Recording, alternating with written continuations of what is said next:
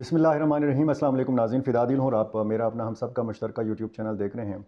एक बड़ा हमला किया BLA ने बलूचिस्तान के दारुल हुकूमत क्वेटा के अंदर, और इसमें बड़ा जानी नुकसान हुआ है। जो तफ़सीलात मेरे पास आई हैं ज़राए से मुतल्लिक़, तो 19 सिक्योरिटी एहलकार इसमें शहीद हुए हैं, 12 आम शहरी शहीद हुए हैं। टोटल 31 जो है ये शहादतों की तादाद है।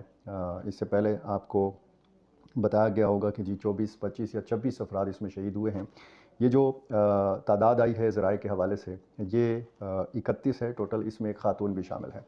इस वाक़े की तफ़सील आपको पता चल गया है कि जाफ़र एक्सप्रेस जो पेशावर के लिए रवानगी के लिए तैयार थी, ये मुसाफिर जो थे ये इंतज़ार गाह में बैठे हुए थे। इसमें सिक्योरिटी एहलकार भी शामिल थे। ये सुबह का वाक़या है। ख़ुदकुश धमाका हुआ है, ख़ुदकुश हमला था ये, और BLA ने इसकी ज़िम्मेदारी कबूल की है। रफ़ीक बज़ंजो नाम से एक ख़ुदकुश हमला आवर के हवाले से BLA ने अपने बयान में बताया है कि ये इसमें मुलव्वस था और इसने ये ख़ुदकुश हमला जो है ये किया है रेलवे स्टेशन के अंदर प्लेटफार्म पर, जहाँ पे बहुत सारे लोग CCTV फुटेज में नज़र आ सकता है कि सैकड़ों की तादाद में यहाँ पे लोग मौजूद हैं, इंतज़ार कर रहे हैं कि कब जाफ़र एक्सप्रेस जो है ये प्लेटफार्म पर आएगी और ये मुसाफिर जो है ये इस ट्रेन में सवार होंगे।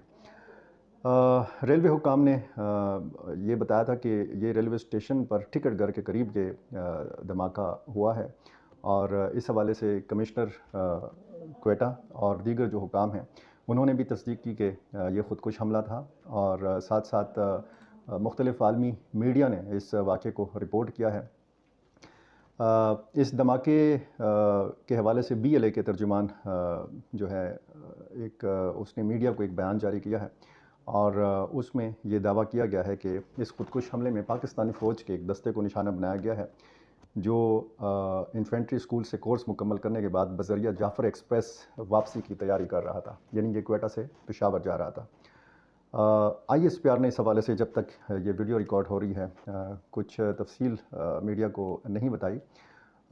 इस हवाले से कमिश्नर क्वेटा डिवीज़न हमज़ा शफ़क़ात जो हैं, इन्होंने इंटरनेशनल मीडिया से बात की और उन्होंने कहा कि ये ख़ुदकुश हमला आवर था, और ख़ुदकुश हमला आवर जो मुश्तबे ख़ुदकुश हमला आवर था, इसके जिस्म के अज़ा भी मिले हैं। साथ साथ सदर वज़ीर-ए-आज़म ने भी इस हमले की मज़म्मत की है। वफाकी वज़ीर दाखिला मोहसिन नकवी ने भी वज़ीर आला बलूचिस्तान सरफ़राज़ बुक्की से टेलीफ़ोन पर बातचीत की।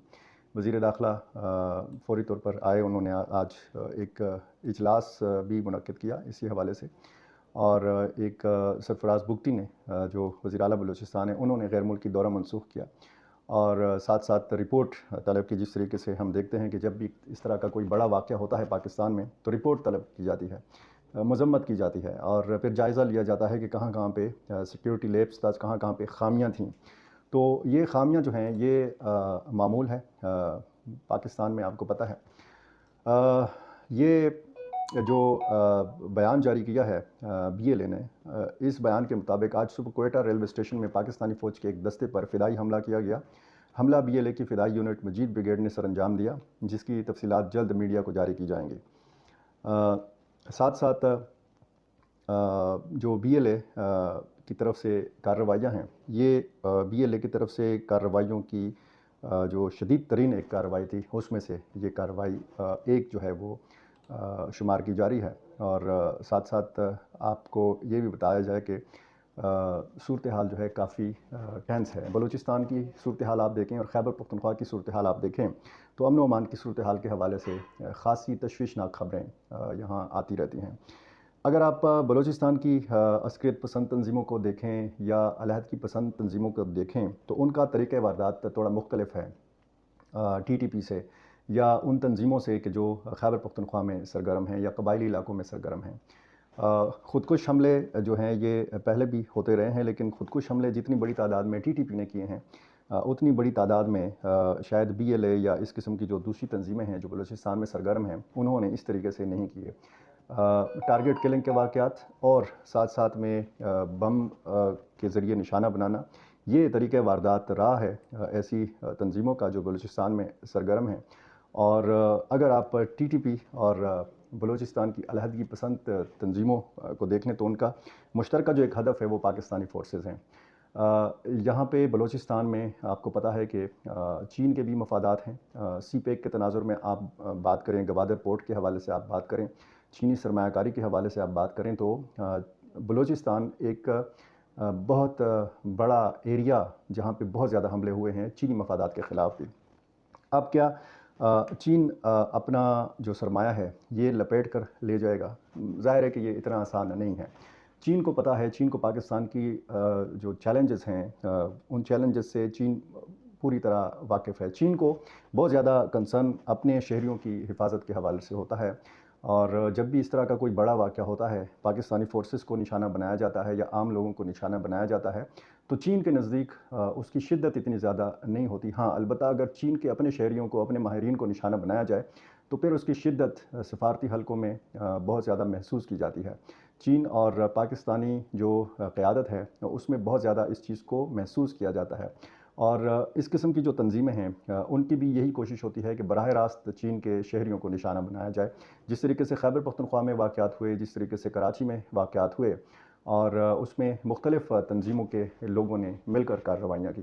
اب خیبر پختونخوا میں اگر آپ بات کریں تو چینی انجینئرز کو یا چینی ماہرین کو ٹی ٹی پی نے بھی نشانہ بنایا، باقی کچھ تنظیموں نے بھی نشانہ بنایا، اور اس طرح شمالی علاقوں میں اور بھی ایسی وارداتیں ہوئی ہیں کہ جن کے پیچھے یہی کالعدم تنظیمیں جو ہیں یہ کار فرما رہی ہیں. اور کراچی میں یا بلوچستان میں جس طریقے سے وارداتیں ہوئیں چینی شہریوں کے خلاف، اس میں براہ راست بلوچ تنظیموں کے ملوث ہونے کی جو شواہد ہیں وہ سامنے آئے ہیں. اب صورتحال کو اگر دیکھا جائے تو خاصی تشویشناک صورتحال ہے. بلوچستان کی پوری ایک تاریخ ہے عسکریت پسندی کی. اس طرح خیبر پختونخوا میں ریسنٹ واقعات آپ دیکھیں تو ایک شدت پائی جاتی ہے.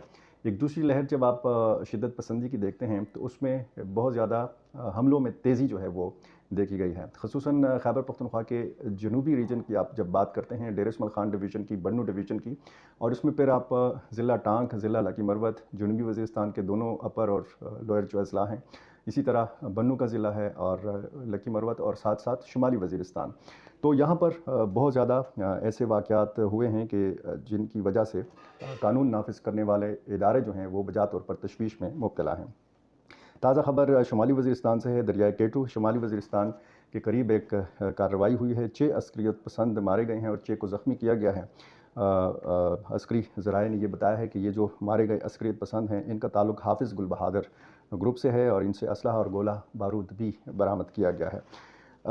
لکی مروت میں آپ کو یاد ہوگا کہ پولیس نے احتجاج کیا تھا، اور اسی طرح احتجاج ہوا تھا بنو امن مارچ کے نام پر. بنو میں لاکھوں کی تعداد میں لوگ نکلے تھے، اور سب کا لکی مروت سے بھی یہ مطالبہ سامنے آیا تھا اور بنو سے بھی یہ مطالبہ سامنے آیا تھا کہ فوج کے بجائے اختیارات جو ہیں یہ پولیس کے حوالے کیے جائیں، سی ٹی ڈی کے حوالے کیے جائیں، اور چیک پوسٹوں سے آرمی کو ہٹایا جائے. اسی طرح 11 اکتوبر کو یا 12 اکتوبر کو جو منظور پشتین نے ایک پشتون جرگے کا انعقاد کیا جمرود کے مقام پر، اس میں جب اعلامیہ اس جرگے کا جاری ہوا تھا تو اس میں 60 دن دیے گئے تھے، 2 مہینے دیے گئے تھے کہ جی ہماری سرزمین سے پاک فوج نکل جائے اور اختیار جو ہے یہ باقی فورسز جو ہیں ان کو دیا جائے. اور ساتھ ساتھ میں جو ملیٹنٹس ہیں باقاعدہ منظور پشتین نے نام لیا تھا کہ جی وہ داعش کی صورت میں ہوں یا طالب کی صورت میں ہوں، یہ جو ملیٹنٹس جو گروپس ہیں یہ بھی ہمارے علاقوں سے نکل جائیں.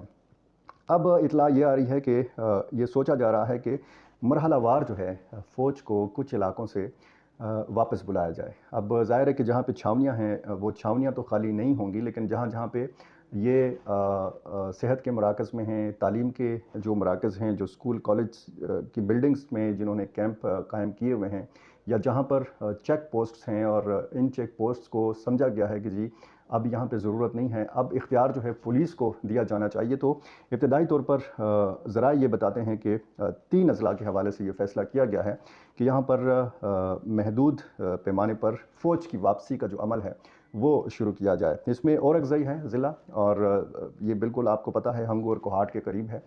اسی طرح کرم کا ضلع ہے. کرم میں فرقہ وارانہ فسادات بھی ماضی کا حصہ رہے ہیں. حالیہ جو واقعات ہیں وہ بھی کچھ تشویشناک ہیں. 2 فریقین کے مابین زمین کے تنازعات کی وجہ سے کوئی 45-50 کے لگ بھگ شہادتیں ہوئی ہیں، سڑکیں بند ہیں. ایک کھلی جیل میں تبدیل ہو چکا ہے کرم۔ میں متعدد ویڈیوز میں اس کی ساری تفصیل آپ کے سامنے رکھ چکا ہوں کہ وہاں کی صورتحال کیا ہے۔ اور تیسرا ضلع جو ہے وہ لکی مروت ہے۔ لکی مروت کے حوالے سے بھی یہ بتایا گیا ہے کہ وہاں پر غیر ضروری موومنٹ جو ہے وہ پاک فوج کی وہ محدود کی جائے، اور زیادہ اختیار جو ہے وہ پولیس کو دیا جائے، زیادہ اختیار CTD کو دیا جائے۔ اب اگر بنو امن مارچ کے بعد کے واقعات کو دیکھا جائے، ایپیکس کمیٹی کا اجلاس ہوا تھا وزیر اعلیٰ خیبر پختونخوا کی سربراہی میں۔ پھر وہ جو 16 نکاتی ایک مطالبات کی فہرست تھی وہ مان لی گئی تھی، تسلیم کر لی گئی تھی۔ اس کا باقاعدہ اعلان کیا تھا وزیر اعلیٰ خیبر پختونخوا نے بنو جا کر، لیکن اس کے بعد بنو کے جو معززین تھے، یا جو بنو کا جو جرگہ تھا، یا جو بنو کے لوگ تھے، انہوں نے یہ تسلیم کرنے سے انکار کر دیا۔ اور انہوں نے کہا تھا کہ جی وزیر اعلیٰ نے اعلان تو کر دیا تھا، لیکن کسی بھی فیصلے پر عمل درآمد نہیں ہوا۔ اس کے فوراً بعد ہم نے دیکھا تھا کہ بنو میں کچھ دفاتر کو سیل کیا گیا تھا، کچھ گرفتاریاں ہوئی تھیں، کوئی 30-35 کے لگ بھگ ایسے دفاتر کے بارے میں بتایا گیا تھا کہ جی یہ گٹ طالبان کے دفاتر ہیں، اور وہاں سے گاڑیاں بھی، موٹر سائیکلیں بھی برآمد کی گئی تھیں، اسلحہ بھی برآمد کیا گیا تھا، لوگوں کو بھی پکڑا گیا تھا، باقاعدہ ان کو عدالتوں میں بھی پیش کیا گیا تھا۔ اور اس کے بعد لوگوں نے اطمینان کا بھی اظہار کیا تھا کہ ہاں کچھ نہ کچھ جو ہے وہ نظر آنے لگا ہے۔ پولیس کو اختیار دینے کی بات جو ہے، ظاہر ہے کہ یہ لکی مروت اور بنو پولیس کا بھی مطالبہ ہے، اور یہ لکی مروت اور بنو کے لوگوں کا بھی مطالبہ ہے۔ اب سوال یہ پیدا ہوتا ہے کہ اگر منظور پشتین نے یہ کہا تھا کہ جی ہمارے علاقوں سے فوج 60 دنوں کے اندر اندر، 2 مہینوں کے اندر اندر نکل جائے، اس میں اب تقریباً 1 مہینہ پورا ہونے کو ہے جب سے یہ پشتون قومی جرگے کا انعقاد ہوا ہے۔ تقریباً 28-30 دن بعد یہ کچھ فیصلے جو ہیں ذرائع کے حوالے سے سامنے آنے لگے ہیں۔ دیکھنا اب یہ ہے کہ اس کا نتیجہ کیا برآمد ہوتا ہے۔ کچھ فیصلے جو ہیں یہ لیے جانے ہیں بلوچستان کے حوالے سے بھی اور خیبر پختونخوا سے متعلق بھی، اور یہ فیصلے کس قسم کے ہوں گے، کیا اس کے اثرات ہوں گے۔ اگر اس قسم کا فیصلہ ہے جیسے لکی مروت، کرم اور اورکزئی کے حوالے سے بتایا گیا ہے، تو ظاہر ہے کہ اس کا پھر نتیجہ کیا نکلے گا۔ کیا سوال پھر وہی ہے جو میں بار بار دہراتا رہا ہوں کہ کیا پولیس کے پاس اتنے وسائل ہیں، کیا پولیس کو اتنے وسائل دیے گئے ہیں، کیا پولیس کو اس طریقے سے تربیت دی گئی ہے جس طریقے سے فوج کے پاس تربیت ہوتی ہے، کیا پولیس کے پاس وہ ساز و سامان، وہ اسلحہ، گولہ بارود ہے جو فوج کے پاس ہوتا ہے، کیا CTD کے پاس اتنے وسائل ہیں کہ جتنے وسائل فوج کے پاس ہوتے ہیں۔